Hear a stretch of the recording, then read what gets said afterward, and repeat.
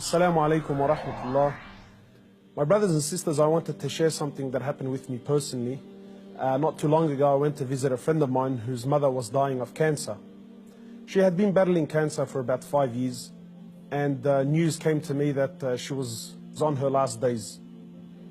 So I went to visit the brother, and as I sat down with him, he was explaining to me that his mother is going through that state of sakarat al-maut, conscious and unconscious, and that the cancer was really starting to spread all over. So as I sat with this friend of mine and we were talking, his eyes teared up.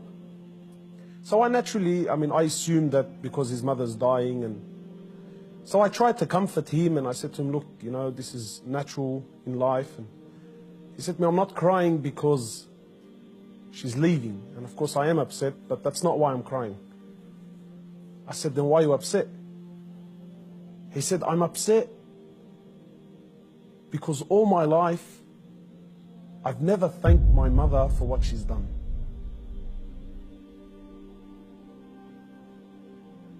And honestly, I can't explain what happened to me when he said these words, He said, all my life, I've never once in my life said thank you to my mom. He said, and now that she's sitting in the next room and she's alive, but she's conscious and unconscious, and even if I spoke to her, she's not going to be able to understand or comprehend the words that I'm saying. And wallahi, my brothers and sisters, this really affected me. That all his life, all of our lives, for those of us who are fortunate enough that their mothers are still around, my mum has been there all my life, never failed me once, and never once have I ever come to her and just said thank you. And not one of those thank yous with some flowers, and that's a good thank you, but those really deep thank yous. That thank you that if she left me now, I've told her and I've thanked her from the depths of my heart. Wallahi, my brothers and sisters, I haven't been able to forget this. That when was the last time you thanked your mother? When was the last time you showed your mother genuine appreciation for everything that she's ever done? Or are we going to be like those, or are we going to be of those who, when our mothers leave us permanently, then we will sit back and remember and start to regret that I didn't take advantage of the opportunity when I had it. My brothers, in many places around the world, they celebrate this thing called Mother's Day. And it breaks my heart because in Islam, in truth, Mother's Day is every day.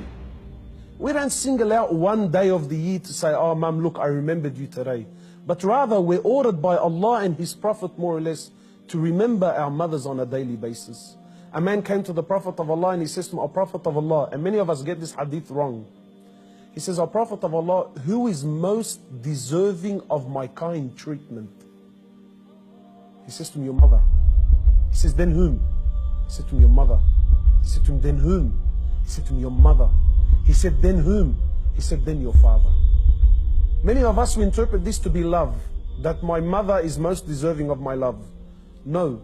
The person that is most deserving of your kind treatment, of your money, of your health, of everything that you possess, the person that is most deserving of this more than anyone, above all, is your mother, then your mother, then your mother, and then your father. My brothers and sisters, in short, many of us, we still have our mothers. Wallahi, do not be of the losers who wait until our mothers leave us permanently, only then to wish and to regret and say, I wish I can go back and thank my mother. If your mother is still around, run. By Allah, run to her and thank her for everything that she's done. We ask Allah subhanahu wa ta'ala to make us of those who have the best relationship with their mothers, and we ask Allah subhanahu wa ta'ala to give them Jannah.